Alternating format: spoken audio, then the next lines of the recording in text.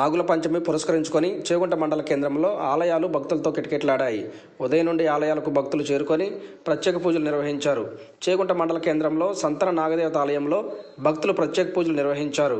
నాగుల పంచమి పురస్కరించుకొని ఆలయ ప్రాంగణంలోని పుట్టలో పాలు పోసి మొక్కులు చెల్లించుకున్నారు. ప్రతి సంవత్సరం నాగుల పంచమి రోజున ఆలయానికి చేరుకొని ప్రత్యేక పూజలు చేయడంతో పాటు ఆలయ ప్రాంగణంలో పుట్టలో పాలు పోయడం మానవాయితీగా వస్తుందని అన్నారు. నాగుల పంచమి రోజున పుట్టలో పాలు పోయడం ద్వారా నాగదోషాలు తొలుగుతాయని, సంతానం లేని వారికి సంతానం కలుగుతుందని, వివాహం కాని వారికి వివాహం అవుతుందని అన్నారు. ఈ కార్యక్రమంలో మేకల చక్రపాణి, మేకల జయరాములు, మేకల నాగరాజు, మేకల రవి, మేకల శ్రీను మరియు తదితరులు పాల్గొన్నారు.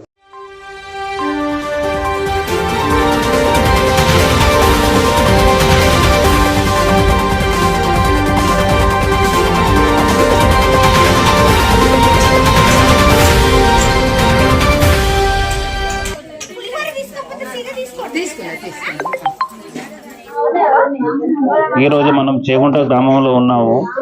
నాగదేవత గుడి దగ్గర పూజా కార్యక్రమాలు జరుగుతున్నాయి. ఇక్కడ పబ్లిక్ అందరూ వచ్చారు. ఇక్కడ పుట్టలో పాలు వేయడము, వాళ్ళ ప్రసారం ఇలా చేస్తున్నారు. ఇక్కడ పూర్వీకులు, ఇక్కడ గ్రామస్తులు ఉన్నారు. ఈ దేవత యొక్క ప్రతిష్టత ఏంటి, ఇక్కడ ఏంది అనేది వీళ్ళని మనం అడిగి తెలుసుకుందాం. చెప్పండి.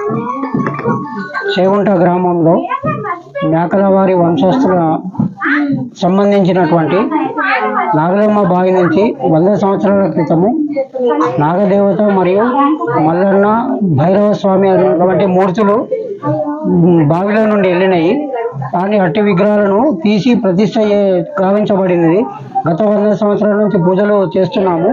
కొత్తగా 10 సంవత్సరాల క్రితం సంతాన నాగదేవత విగ్రహాన్ని ప్రతిష్ట చేసినాం.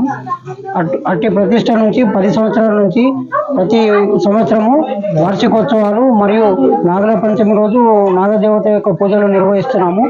ఇట్టి పూజలకు అధిక సంఖ్యలో భక్తులు హాజరై అమ్మవారి కృపకు పాత్రలై వారికి అందరికీ తీర్థప్రసాదాలు తీసుకొని అమ్మవారి ఆశీస్సులు పొందాలని మేము భావిస్తున్నాం.